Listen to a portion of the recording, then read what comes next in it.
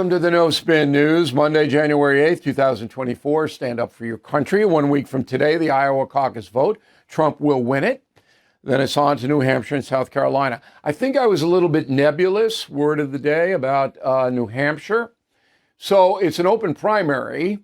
But if you are a Republican, you can't vote in the Democratic primary and vice versa. But what happens is that most or many people in New Hampshire are independents. And they do that because they can vote for anybody they want now. And so my hypothesis is, and I know this to be true, a lot of money is going into New Hampshire to persuade liberal independents to vote for Nikki Haley. Whereas ordinarily they'd stay home, they wouldn't vote for any Republican, but they want to embarrass, they being the Democratic Party, they want to embarrass Donald Trump in New Hampshire. That might happen. South Carolina looks like to be Trump country. But, you know, we got a little drama here for the rest of the month, and we have Super Tuesday early March. After Super Tuesday, it's pretty much over. And I do expect Donald Trump will get the nomination, but it's not a lock. The Democrats agree with me. They see Trump as almost inevitable, and that is a subject of this evening's Talking Points memo. So I wrote a column called Here Comes the Mud on BillO'Reilly.com. You can read it. We do new columns every Sunday. You don't have to be a member. You don't have to juggle. You don't have to do anything. What you do is go to BillO'Reilly.com and punch up the column. Here Comes the Mud, off the Beatles song, Here Comes the Sun. And this is going to be the dirtiest campaign in history. I don't think it'll leave me close. And I lay out my case. So now, over the weekend, we had, stuff that happens to bolster my point of view. Now, remember, irresponsible rhetoric, particularly hateful rhetoric, fuels more hatred. And that's what we're looking at now. This isn't like rivalry anymore. This is really hatred on both sides. So Jim Clyburn, congressperson from South Carolina, he's Joe Biden's big buddy. Here's what he said about Trump. Go. Donald Trump looked at those people in Charlottesville and said that there were good people on both sides. And those people were uttering things like, Jews will not replace us. That is a religion. The AME Church, Emmanuel, that is religion. And Donald Trump has said things in support of those activities that ties him closely to what happened at Mother Emmanuel. So Clyburn basically accusing Trump of aiding and abetting murder.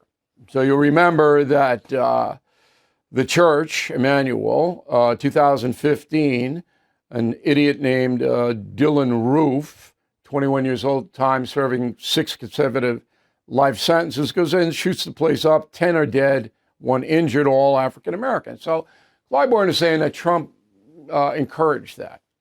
All right. Now that, number one, is a lie. And number two is so grossly irresponsible, it's just staggering. Now, Clyburn doesn't care. If he cared, he couldn't utter the sentence that Donald Trump said there were good people on both sides in the context of the church shooting. Because Donald Trump did say there were good people on both sides when he was talking about removing Confederate statues. Now, I document this in the United States of Trump 50 different ways. All right, the transcript is there for you to see. He was talking about what spurred on the Charlottesville controversy was the attempt to remove Confederate statues. And Trump said there are good people on both sides opposing and supporting keeping the statue. It had nothing to do with the neo-Nazis. Now, Clyburn's probably not smart enough to know that, but even if I presented it like I'm presenting it tonight to him, he wouldn't believe it because he doesn't want to believe it. He wants to be irresponsible and hateful, and he's succeeding. Okay. So this is all a pattern of behavior, and I'll prove it in a minute. The second soundbite is from Congressman Benny Thompson, Mississippi, another Trump hater. He was on a January 6th committee. You may remember him. Roll the tape on that. I think what we see right now, the president talked about it, is the mega Republicans are at it again. They want you to believe what happened on January 6th was the equivalent of a congressional tour. They want you to believe that it really wasn't Trump people breaking into the Capitol. It was Black Lives Matter or Antifa dressed up as Trump people. Now, I don't know anybody who says that. I assume there are far-right nuts, cranks that put that out there, but I don't live in that zone. I live in the real world, and in the real world, I don't know anybody who says that. So I don't know where Benny Thompson is getting all of this, like Antifa dressed up as Trump people. How do Trump people dress up? I don't even know. I mean, this is just insane. But these guys, they're called spear tips. They are out there, and they are basically, it suggested to them that they link Trump to the Emanuel massacre and, of course, to January 6th. And that's what they do. But this is just lunacy. Now, finally, who's going to believe this? Again, only people who want to believe it. And the Democratic Party has nothing else. They have to do this. And I'm going to play a Biden soundbite in a moment to prove it to you. They can't run on Biden's record. They can't. It's a disaster. We have some new polling tonight as well. And that's a memo. So President Biden goes to Charleston, South Carolina to talk about the massacre there in the church and blame Trump for it. And then he goes to Dallas to pay his respects to Congresswoman Eddie Bernice Johnson, who passed away on New Year's Day. I harangued my staff this morning saying I think he's going to do fundraisers in both South Carolina and Dallas, some kind of fundraising, all right? But we can't find it. But I'd be stunned if he doesn't. The speech that he gave at Valley Forge on Friday night raised $1 million for him in an hour or so, right after he gave the speech. So I think that that's what this is about. Okay, a wake will be held today for Congresswoman Johnson. I didn't know her, but she wasn't crazy like some of these other people. I really have to look into. I think she was a good woman, but I don't know. I should know, but I don't. Okay, Friday night, Biden gives a speech, and this kicks off his campaign. Roll the first clip, please. Trump began his 2024 campaign by glorifying the failed violent insurrection on our Capitol. The guy who claims law and order sows lawlessness and disorder. Trump's not concerned about your future, I promise you. Trump is now promising a full-scale campaign of revenge and retribution, his words, for some years to come. Okay, I don't find that objectionable. I mean, what else is Biden going to say? He doesn't have anything else. So that's campaign rhetoric right there. Is it hateful? I don't know if it's hateful. The two other sound bites I played you were. That it's the same old stuff. Trump insurrection, Trump this. Okay. But here's the key soundbite. So David Axelrod, Barack Obama's main advisor, he's the smartest of the Democrats. Here's what he said after Biden's speech on Friday. Go. It is very important for Biden to be on the attack continually in this campaign, and not just about democracy, but he should hold a clear lens up against what Trump's actual record was and remind people what those years were like. Remind people of what? 1.4% inflation?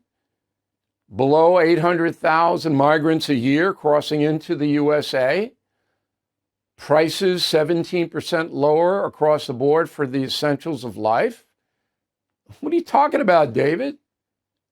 I mean, I remember what it was like in the 4 years of Trump, and it was a heck of a lot better than it is now economically, overseas. What's the beef? I don't know what the beef is. But again, it doesn't matter because most people, they can't put it together. Say, oh, Trump is a terrible president. Trump's terrible when he was there for 4 years. And they go, oh, okay. But then when you say, well, how was he terrible? There's silence.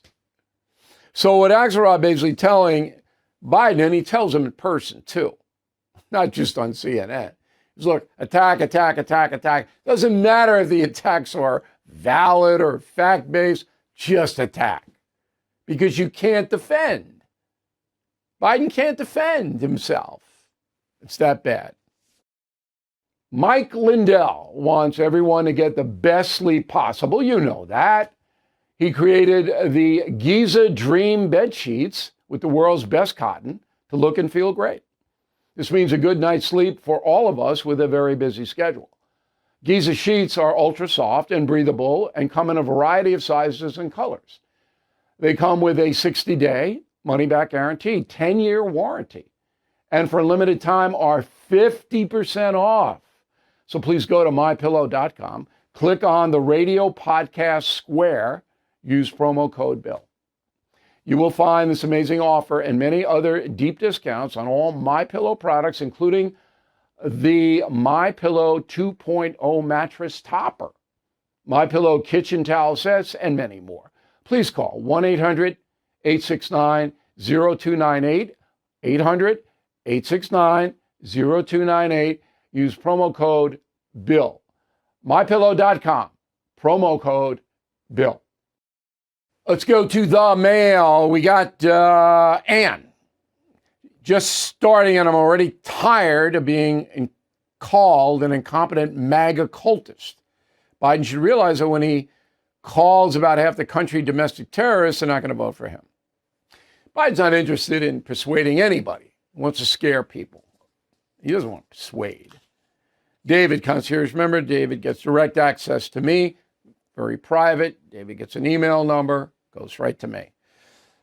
All that you say is the absolute cold, hard fact with this election year, Bill. Unfortunately, Trump will once again be his own worst enemy, only with more vigorous vengeance this year. He's too angry to focus on anything else.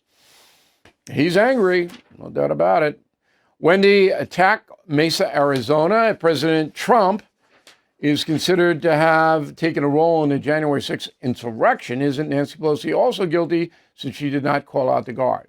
Wendy, remember, Mrs. Pelosi denies.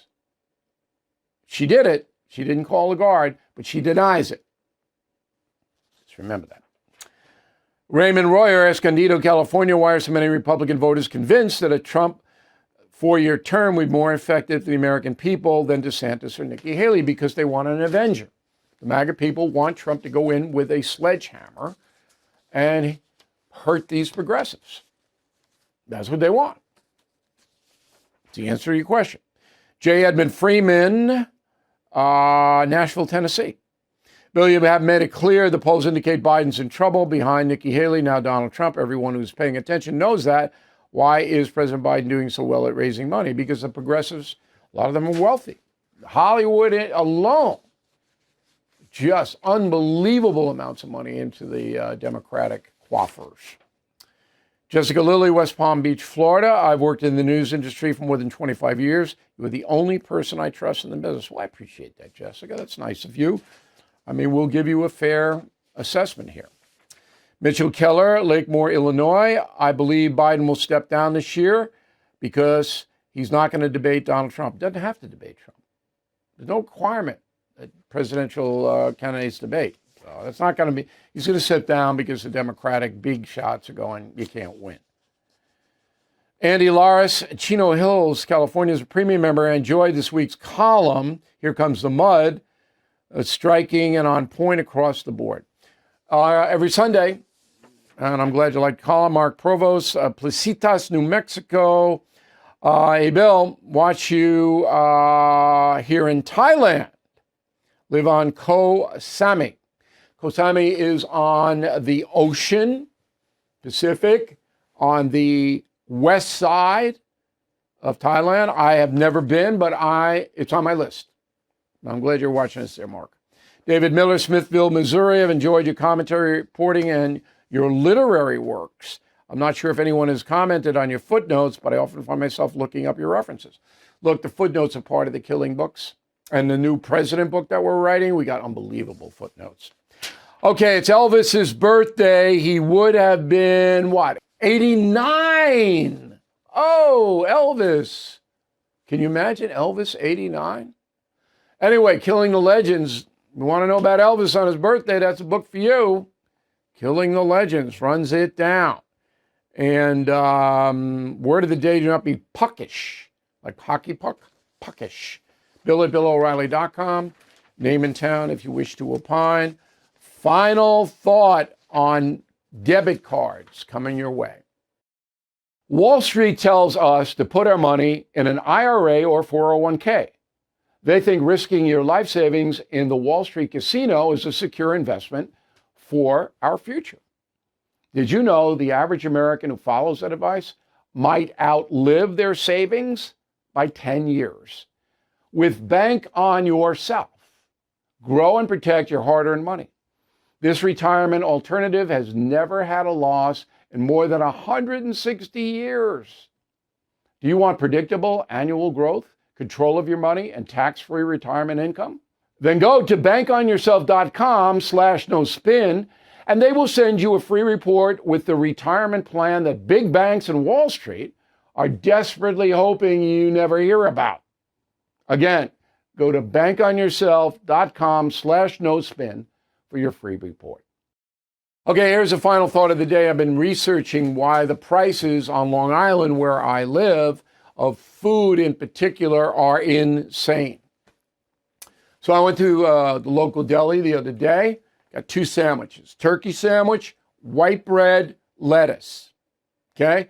Chicken sandwich, bacon, cheese, chipotle mayo, roll.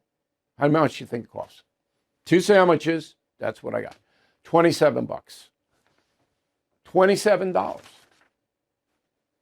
Didn't even give you a pickle. Okay, not going there again. But I'm looking at who's in the deli, and it's teenagers. And they have the debit cards given to them by their parents. They're not paying them debit card bills. Parents are paying it. They don't care what anything costs. The deli guys know it. They know it. These kids flood in after school, flood in at lunchtime. That's a big part of their business. They're jacking those prices up. Kid goes, I want this, I want that, I want that. And the kids are throwing bags of chips and a sugar drink. So anyway, they don't care. $40, $50 tabs. They were running up. Parents pay it. That's what's going on here. Now, as a consumer, for me, it's not about the money. I just want to be treated fairly when I go in. Charging me $27 for 2 little sandwiches is not fair. I care about the money. Fairness. Thank you for watching and listening to the No Spin News. We'll see you again tomorrow. Thank you for watching the No Spin News. To watch the full episode anytime on BillO'Reilly.com, please sign up to become a premium or concierge member. Visit BillO'Reilly.com to sign up and start watching today.